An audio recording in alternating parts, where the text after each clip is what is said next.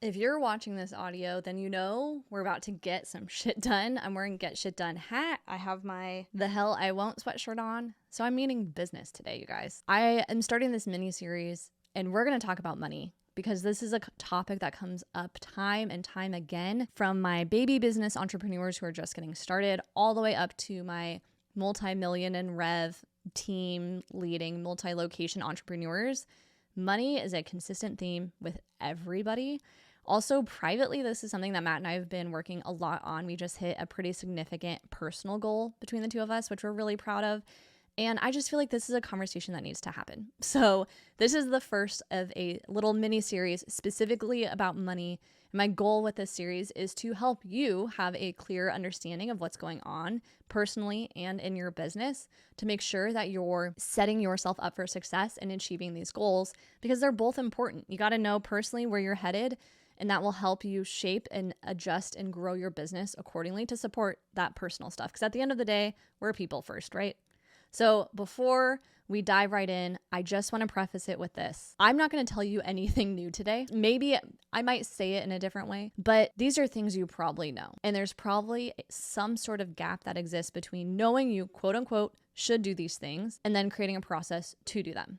So just know that you are capable of doing what I'm about to tell you. I'm going to teach you how, and I really want this to be an open dialogue. So if you're listening to this episode, please share it. Please leave a comment below if you're watching this on YouTube. I would love to hear from you. That's how important this topic is. And I can only grow and share content if I know that that's the kind of stuff you're wanting to hear. So please give us feedback in some way, whether it's a platform, sharing the episode, sending a comment over. That way we can continue to make more of this if this is the kind of stuff you're wanting to hear. Without further ado, let's dive right into this week's episode. The first thing I have to say about today is we're getting really clear on money goals. And the reason being, we can't know what is working and not working in our business if we don't know our finances. So a lot of what I'm going to share today talks about budget. It talks about setting goals, some processes to support them, some ways to make decisions depending on what chapter you're in. There's something for everybody. And I encourage you to just give it a chance and then go do the thing. So first things first, we have to start with how do we make money personal? This is something that no one wants to do. Everyone avoids like there's some other magic formula app or something that's going to help them figure out their money situation. But I think the best thing you can do for yourself and for your business is create personal financial goals and do them for yourself, but also do them with your partner. If you're married, if you have a family, if you have a family member that you take care of, whatever that looks like, get really clear on what your current financial goals are. Not just someday I want to have freedom. How do we measure that? How do we get there? Freedom sounds great on paper, but what does it mean to get there? It's probably paying off some debt. It's probably setting aside money that is working for you. It probably has a number. If I know how much I need to live off of consistently, I can do the math, add some years to that number, and then I need to know how much I need to have in the bank and available in order to support that life. There's tons of resources for FIRE, for all these other things, paying off debt, all of that stuff. That's not what we're talking about today. I just want you to know and identify where we're headed and why. And that's where that financial goal piece is so important. So first things first, set that personal/household financial goal. And if you're juggling a few at the same time, I want you to write them all down. And we'll come back to what we do with that information later on in the episode. The second thing I want you to do is to set a personal budget. This sounds crazy, but people don't do it. Set a personal budget of how much you need to take home every paycheck. I also would love for you to add in any personal financial obligations in there. For instance, do you have a car payment? That would be a personal financial obligation. So things like that. What can we put into that formula to know exactly, ultimately, number 3, how much you need to pay yourself out of your business every month after taxes? This is key because if we don't define this, then we're just taking a guess. And if we don't have a process for this, when the month ends or some money hits the bank, we don't know when we're directing it places, where we're directing places, and it makes it hard to make decisions for your business when you're just shooting from the hip and moving money when you have it and when you can. So ultimately, on the personal side of things, get clear with some goals and then come up with a number that you need to make from your business every month because we can do something with that information. And it has to start with you first because at the end of the day, if you stopped having a business, you would still have to make money somewhere. If you're working full-time somewhere else, maybe you're in side hustle mode where you're just focusing on getting to a level of consistency. You're not quite ready to quit your full-time job. That's fine, but we still need to know what that number is. Maybe you're at that pivotal point where you are just about to go full-time in your business and you want to know if you can afford it. Awesome. Let's do the math of what that gap is. How much do you need to now make out of your business to get you out of that full-time job? Not from like I make 10K, so I need to make 10K place. No, from this personal budget, personal goals. Because the truth is you may take a bit of a pay cut, but you may be able to afford it for the time being to get you out. And then we reassess the goal. And if you're in this last camp, if your business is doing well, meaning you're making more money than you're spending, it's consistently at a place where you don't have to have anxiety about checking it every single day, you know your bases are covered, even better of a time for you to have a game plan with your money situation. So all that to say, be aware of that goal, be aware of that dollar amount, and then we'll use that to tackle the business side of things. And guess what? The first thing we do in business is something I already said about personal.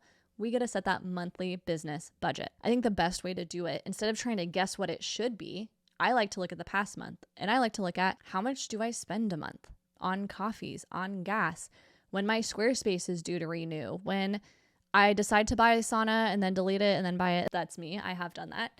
But what are my expenses? And if you're in business and you're like, I don't have any, that's probably not true. What about internet?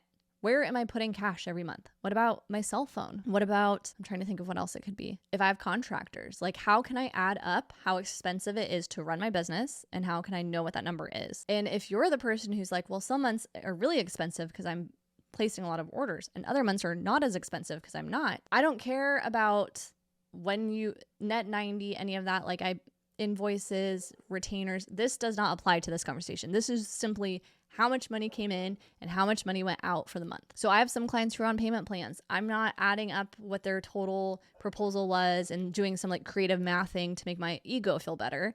I'm truly looking at how much money came into the bank and how much went out. So that's what this is. When I'm looking at the business budget, it's the same thing. How much money went out? I also then add, how much do I have to pay myself? And then from there, the last box that I need to fill out and understand when it comes to setting money goals is how much to set aside for taxes. And if you're listening to this episode and that just made you shiver out of a place of stress or fear or anxiety, buckle up, because if you have a bookkeeper, if you have an EA meaning enrolled agent, if you have a CPA, certified public accountant, if you have someone doing your accounting for you and you don't understand the tools they are giving you month after month, quarterly, whenever you connect with them, ask for clarification. Just because you outsource the accounting pieces of business does not mean you cannot have an awareness of what is going on financially in your business.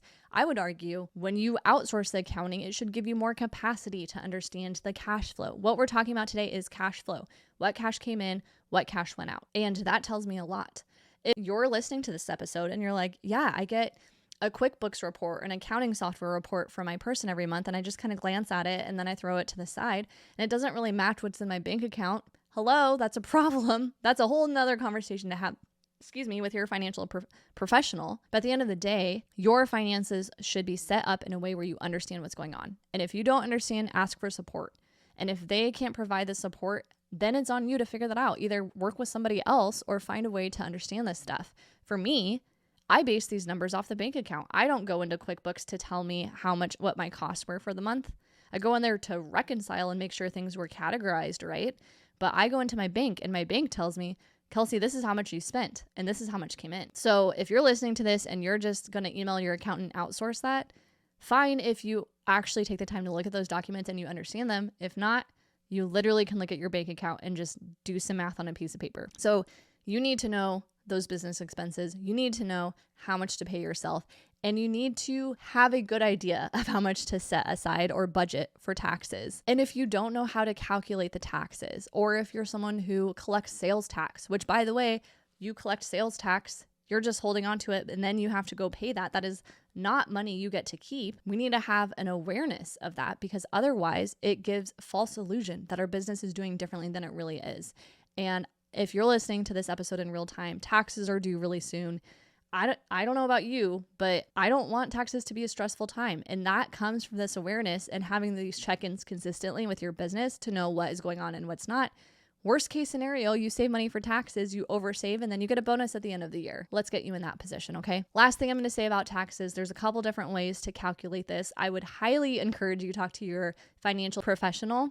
But when I say saving for taxes, it's an estimation, and it's a lot easier to do that if I can say, hey, this was my revenue for the month. This is what my costs were for the month. This is my profit. And those numbers will help that person tell you, hey, if your profit is this, multiply it by this. That should be a pretty safe bet on how much you should set aside for taxes. So that's enough of my tax rant. At the end of the day, adding up those numbers, and if you have team members, I would add a line for that.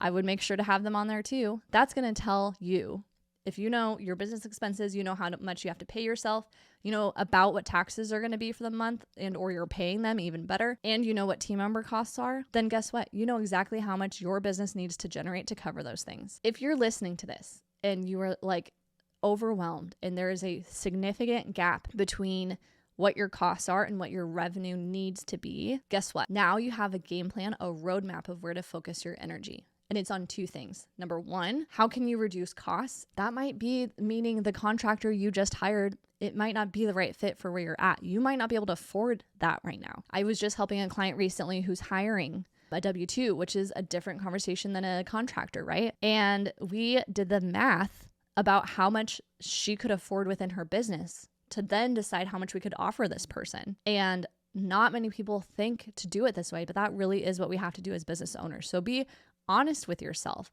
If you're making less, if you're spending more than you are making consistently, look at those costs. Are there changes or adjustments that can be made there? And then the second place I'm looking, what can I do to generate sales? And that is where I'm going all in. For me, that's more discovery calls, that's more networking, that's more reach outs, that's more podcast guesting. I'm hyper focused on sales. I'm not letting anything else be on my to-do list besides sales and execution of that. That's it. If you're listening to this episode and you're like, okay, sweet, I'm there, but I have a team, I have multiple locations, I have a purchasing account, there's more complexity to your business. My advice to you is use these same principles. So how can we set financial goals and awareness for you personally? How can we do that for the overall business? And then is there a better way to organize this information so that way your financial goals are a reflection of your business? I'm going to give a quick example. I have a client who is in the service space, but also has a digital product. So we've talked a lot about let's kind of divide up how we track that.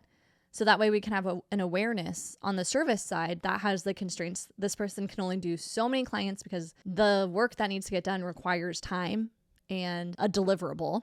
So we need to measure that because we need to know, can we grow that any further? Is that cost effective? And then on the digital shop side, that's endless. But if we don't separate that out, what could look like an overall good month, maybe it's majority services and a tiny amount on the digital side. And if we're trying to grow the digital side, we need to be aware of where that revenue really sits. So if you're listening and your business, your basic needs are met, it's more than just you as a solopreneur, then I encourage you to reassess these goals and adjust them to fit the needs of your business, because just because you're at a higher level with more complexity doesn't mean you just get to stop having goals. It's always time to reassess. Once you hit it, next goal. Hit it, next goal. The last thing I want to leave you with here is I have 3 hot tips when it comes to applying these 2 things. You have your personal budget, like we talked about, getting clear on that. That gives us a number, which will help dictate the business budget, which we need to be aware of. And then I think there's 3 tips when it comes to actually executing on these things.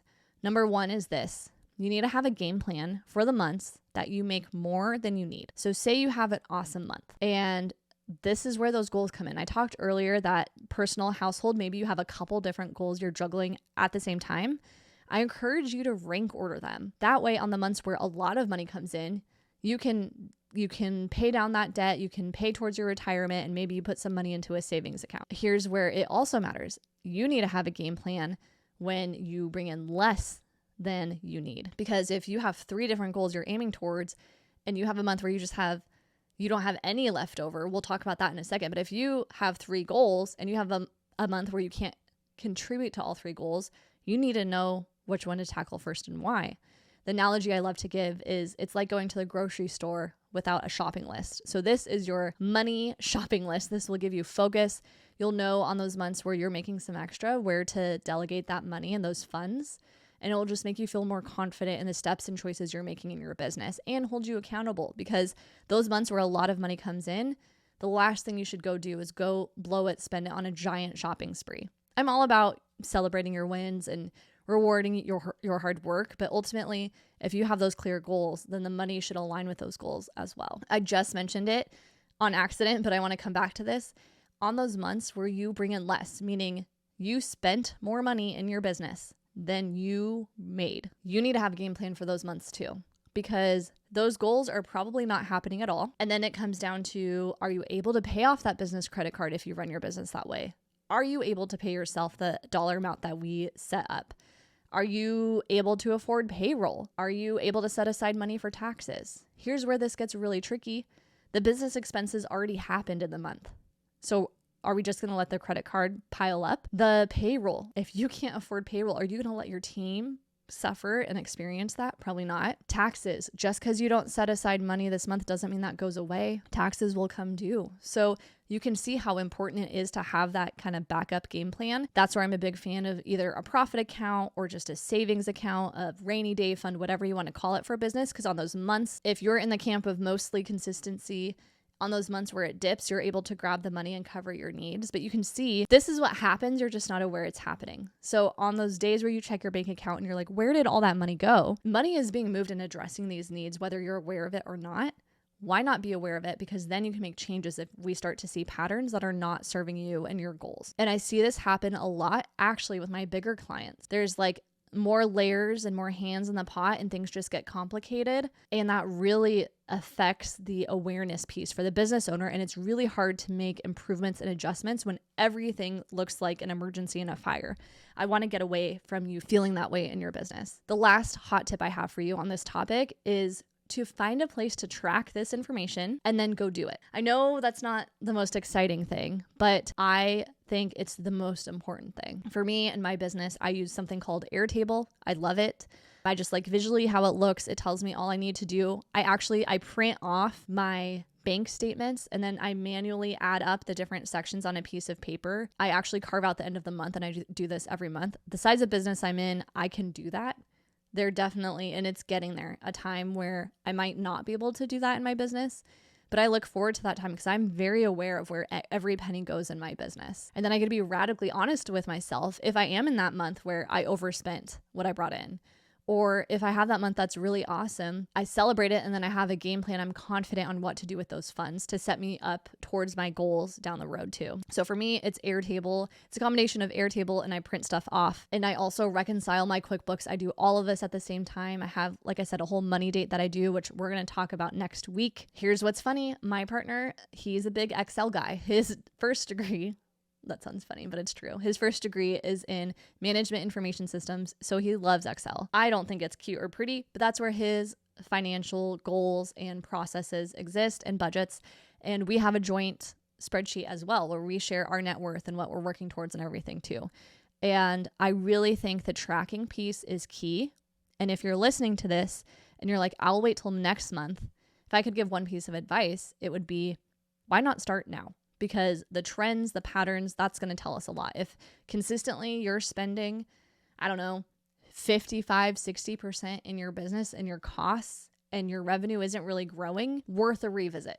That's all I'll say. In conclusion, as you're listening to this episode, I want to encourage you to get very clear on your personal financial needs and goals. I want you to then use that information to help you establish business financial goals and be honest with where spending has been historically in your business, because that will help us create a roadmap as we move forward and we can make changes and adjustments as needed. Thank you so much for listening. I have one ask for you this episode. If you could share this episode, if you found it to be helpful on social media, you can tag me at Kelsey Marie Knudsen.